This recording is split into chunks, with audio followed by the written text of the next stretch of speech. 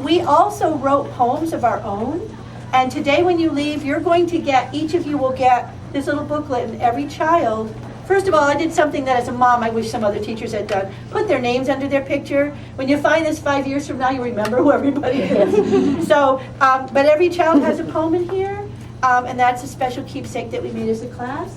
But also, every child has written a story. And this started out at the beginning of the year, our writing workshop starts out with the children telling a story, drawing a picture and telling a story about the picture. And then we have little mini lessons every time we have writing workshop where we learn different things like, well, maybe how to label something. If that's a picture of mommy, you can put an M above that. Or maybe how to write a word or sound out a word. Or maybe how to leave spaces between your words when you're writing. And punctuation. And these are all things that come together by the end of the year when every child writes a story with a beginning, a middle, and an end. The topic is of their choice. It can be something that happened to them, a nonfiction story, or it could be something that they just totally made up. And they have written several stories each, which you'll also get to take home to their writing folder. But the story they're reading today is their favorite. We sat and conferenced, each child with me, and they picked their favorite story. And then they published it, and I just want to explain the process, because the Hawkeye Press puts this together for us.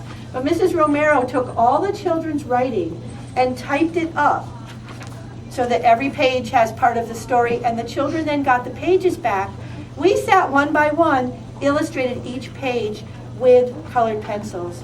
And then we gave it to the Hawkeye Press, they put it together. We did the covers in Kid Picks. So this is a big process. They are very, very proud, and each child is going to read their story that they wrote to you. So I'm very, very excited. And I asked if anybody would volunteer to go first. I have to say that almost every child did. So they're very, very proud.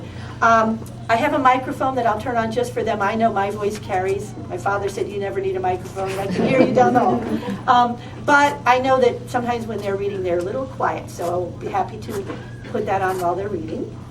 And each child at the end of their story also has a biography. I'm going to read these as I invite each child up.